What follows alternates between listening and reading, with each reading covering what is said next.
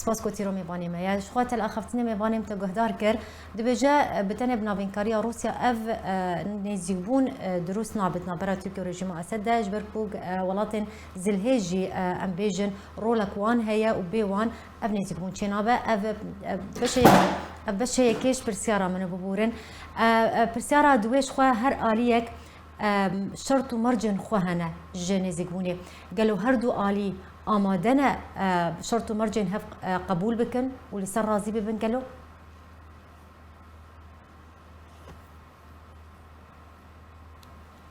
بريز مروان زانم اگر تدنجم دبهيزي انا الو دنجمتي بله كرم بك برسيارة خود باربكم يان تدنجم بهيز مدنجة تنبيز دنجة ضد برد هات مخابن بله از برسيارة خود باربكم ميفانم احمد سينو دبيجا بالتالي يعني بنافينكاريا روسيا ابني زيكون دروس نابه شخوا رولا ولاتن دلهجي دبي كده هيا بيوان تجاري ابني زيكون سر عرضي تشينابو دروس نابه اف بشه يكش برسيارة من بشه ددوا شخوا هر آليك هم تركيا هم رجيم اسد شرط مرجن خواهنا جبو حتى كو ابني زيكون دروس ببه قالوا هردو آلي آمدنا شرط مرجن هب قبول بكن ولسر راضي ببن دوباره سلاو ريز جور شخو دوی بری ام بحثا شرط و مرجع هر دو آلیا بکن درای عمد دوی ام دوی باوریا هانی دبن انه ایرو رو افتی کلیانا ابدان استاندنا یانجی اب آگاهی گوتن انه نیزیگونا رژیم بشار الاسد و هر وها یا ترکی شخوت كذب برجوندية حردو دولتا تايبت برجوندية تركا وحزب العدالة ياغو ايرو هركش دزانج هاكا وششمها انتخابات واني نافخويت شد بن لسرانسري تركي جبر فيها ويجي بيستيك وهي او كاغزا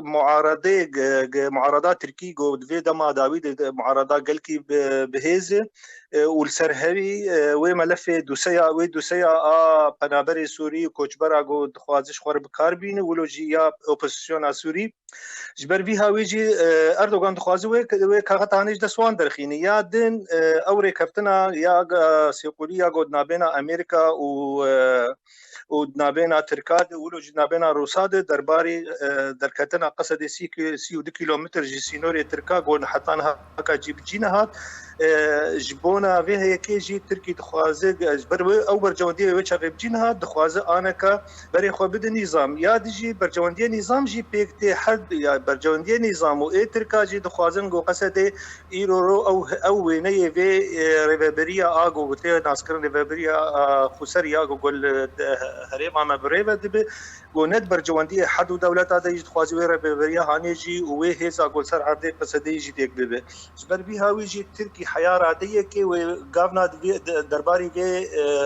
في بروجي هاني دبابيجي والكودا سبيكر دبيستو حفته تشرينا تشوني دماغو اردوغان شو قطر ووقت يقول ودك سيسي دي دماغو دست خوتا سيسي جودك جوجي غوشخه تجمنايا بردوامي نابينا دوار سياسه دتني لو ما جي انا وبيجي ام بري خو بدن سياسته بكن وام برجمدي خوب كاربين جبر ولوجي يعني بنرينا اجرك مزن هي تركيا شرط مرجن رجيم اسد بتايبتي بكشانا هيزن تركيا جناف خاكا سوريا راضي ببه ودسبيك دو تشتني ولو بقبول كرن لي جيب ان جيب جناب اب اغو مركار السرب اخبه وهذيتن حرشي يعني بيستو حفته ليم يعني بيستو حفته تشتني وكو مغو وقت جو سيسي واردوغان هبدورو نشتن ويچاغي يكجي باديرون بيشتري وزير بريفاني يجو حرسي دولتا جو روسيا رونشتن انا جيز مهاتي سري مهاتيش خو وزير كاروباري دربي رجيم بشار الاسد و اردوغان هبدورون دنين وجيويجي هات وكو هستن وكو هاتين ناسين روسيا وكو هستن هاتن وبين الانقره الهبدورين وبيشتري جي بري مهاششا يعني دري نيفي سالا قدر واردوغان وبشار بس اسلب درونين يعني غابا جو بس بشار الاسد يجي شرطه مرجوي قد بيجي هبديتنا من جريداي بكشاندنا تركيش خاكا سوري ببقى داوي وتركيش خاكا سوري بكش تبي قو ندبر جواندي دوي وديروكي هاتي ناسكرن قو تركي دكتي كوجه ونكشياي لدبقو دبرنا فكش جبونا قو بشار الاسد بير اليكار بديكر ديكشونا فير بريا قو ايرو رول سرخاكا سوري سرخاكا كردستان سوري قو بكار قال سوريا شخو كون هاد نوچا مجد هات الباكوري سوريا لجماريك باجارو خوني شاندان لدجي فيني زيقبوني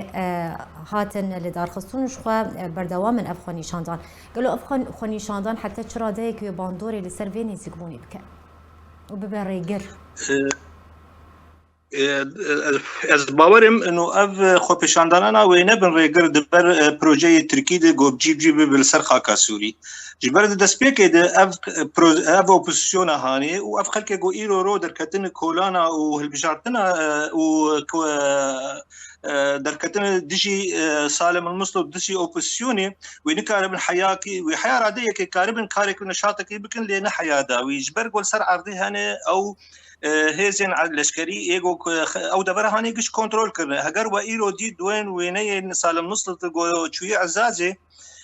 بشوان قش هذا عالمي تركي عالم تركي بلندكرين وسرسري وانن يعني اداوي نكارن جي بروجيا تركي ودر كابن هاجر ام ديس فجر المجارة خوني سريكي عودي يعني هالوسط تركي امريكي جو نديار درباري كريزا سوري وجيب جيكرنا بريار نامنتوي 22 بنجي وشار اويا هشتي قولوا روشا سوري بقي بي لاوازبونا هاني ولوجي تركي قبا قوش خور بدائل دبينه شخوا اگر جبر بهيفي بو يجي هالوسط امريكي حتى كي غوفان بدائل دبينه يعني تركي نباور دا حياه دا بيقولوا تكليه بريجيما بشار الاسد بريز مروان اشتا بزانبم يعني تبحثا اوبوزيسيون كر يعني نيزيقبون چنا متى ده هنا بتايبتيج بو اوبوزيسيون سوريا وقال سوريا ينكو شورش كرنا بتايبتيج بو بان هردو آليا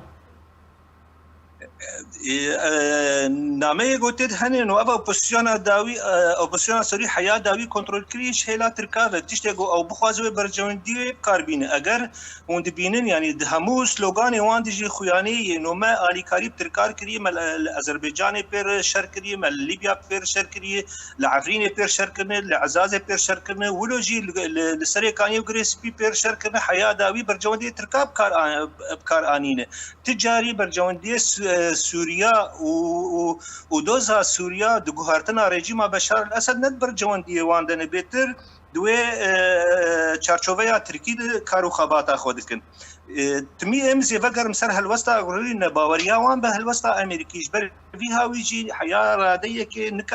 راديه كي كارن بان چالاكيا بردوام بكن لي بين را وستاندن اداوي تشتي قلت تقدو خوازه وقو از باورم وشوباندنا مش سياستي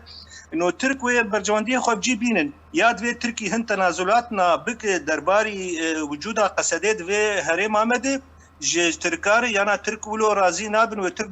بردوام في دانستاندن خود بشار الاسد يادن موقف تركي جو امريكي جو همو زلاله يعني ستيفن ام وولد او ماموستي كي تكلين نافلتوي دي بيجي طبعا توصياتي ويج اداره بايدن ري دي بيجي اي حري ايرورو امدي جنو امتيكليات بير بكن ام بيشغرياوي بكن بشار الاسد جو همو خاكا سوري رادستي ام بكن بير الي كاربن وجناف ويجي حتى دفرا جو ايرورو كنترول كريش هلا امريكانا بو قصد بيجي جبر قالك برزغريك قالك سدمنا يجي برزغريكا تركي جو بكردار هي برزغريكا ديروكيه كرد تجاري قبول ناكن وهيلينا كردال سرسينوري بي افاكرن وريفبريك كرديل سرسينوري بي افاكرن تبيغو امقش زانن افري فبري رنگ وبيغاتي افاكرن وام بينا باور يادن برزغريكا هري سركل جمان برزغريكا داعش او تروري شر تروري يعني دوبو نونري وشاندا وزارة خارجية أمريكي جو بمجلس وطني كردورج نيكولاس غرانجر تكازي سرفان مثلا كرينو ما بس تعمجي هبون عمل هندري سوري شر تروري يا دن ابني جيبونا كردي ما بس تعمجي تاني بس بو وراميل دفري بيكرن وسودا باسيسيا يعني هبونا ايرانيا وروسيا هم دري سوري دي بس غريك ما ظنش امريكا قبول ناكب حوجداري تركاي دي هذا شبرهولو يتمي برجوندي تركا بربجاف دغري يا حريدني سركه او مترسيا اسرائيل هن يعني تطورات يعني وقت بيجي او لهيا ويني نتوي وهؤلاء الاجتماعي قلت تكرن هبونا ايران في منطقه هاني ابشار سدن سركنه جو امريكا وهن يعني دولتها كود هندري امريكي داجو برفيا قنو الي كاربن بتركاره وبرجوندي تركار جي بينن ولوجي سوري جي نظام سوري سر حكم به لند في مرحله هاني دا غوفان مترسيانا شي بربشار خون يجي وقت ديس ما دوبارك ازي دوبارك كم بيجم مترسيا اسرائيلي ووقت بيجي اولهيا وين نتوين اجتماعي يادن هبونا ايراني ونفوذ وان وروسي هندري سوري دي ويا سركي ديجي داعش وشري تروري وكو كرد وكو دوزا كردي روجافاي كردستاني ام سوزم شتا بزانه بم يعني افني زيكون حتى تشرا ديك وي باندوري لكردان بك لدوزا كردي روجافاي كردستاني بك هل بت يعني نيزيكبونا رجيم بشار الاسد واردوغان شخوك ما مستحمد جي كرم كرشخوا وزرارك ما زنبقي نكردا فياش شكتتني يعني جبر بصر حسابي كردا بدرجه يكمين يعني وكو انا جي مدياك يعني تجا او مترسيات تركا افاكرنا ريبابريك خسر ومينا وك ميناك وك باشوري كردستاني بمترسيك ما زن سر و بك مترسيا تركاجي هي قنو افاجي دمرحله بشوند بيفغو هستن هندري ويجي ولوجي هر ايراني جي همو جيغو كرتد بهن وبجدار سبر ولوجي و زرارك شخواوي بگين كردا كرد دسبيكا بيش ورشدش وك خيارك واني استراتيجيك هبو انه اميل كلكا ملت سوري بكن وبرسغريكا ما دندري برسغريكا سوري بگشتي وبي چاره سركرن دما قوم كارمن ديمقراطيه بينن ولات وكبيه بينن ولات او شخو بروجيا قود دسبيكا دام زراندنا انجمنا اجتماعي كردي وقت جو اهل راغهاند انه ام بسوريا ديمقراطي تعددين وكهبين برنج لا مركزيات سياسيين ياغو ما بدوهستو مدغو فدراليا يعني ويد مترسيات تركي سربياها بجبر فيها ويجي هموها ولداني جو تردكن هم جي داغر كريا عفريني وسريكانيه وغري سبي ووقت عندنا هريمان كردي وكرناسي برشا ابي يجيبو هذا دواجي مشروعي ويني بشروجي انه في مشروعي هاني تقريبا تبي رامقشا دما تكشونا عفريني وداغر كريا عفريني وشغي اردوغان در كسرا غاندني وبر حوالي خو الي غري خو دندري بارتيا خو دغوت والسراك هندني انا كهي او فيديا هي انا كدبيجي او خونا كردي ياغو دغوتن امج دجلي حتى دريا سبينه ما او بروجي وان او خوني وان ما تقدر إذا أي نيزيك بونا ويج رجيم بشار الأسد وإيجو باجايا هري سركة ومازن دينه جبلي ملت سوري بقشتيش خو ملت كرد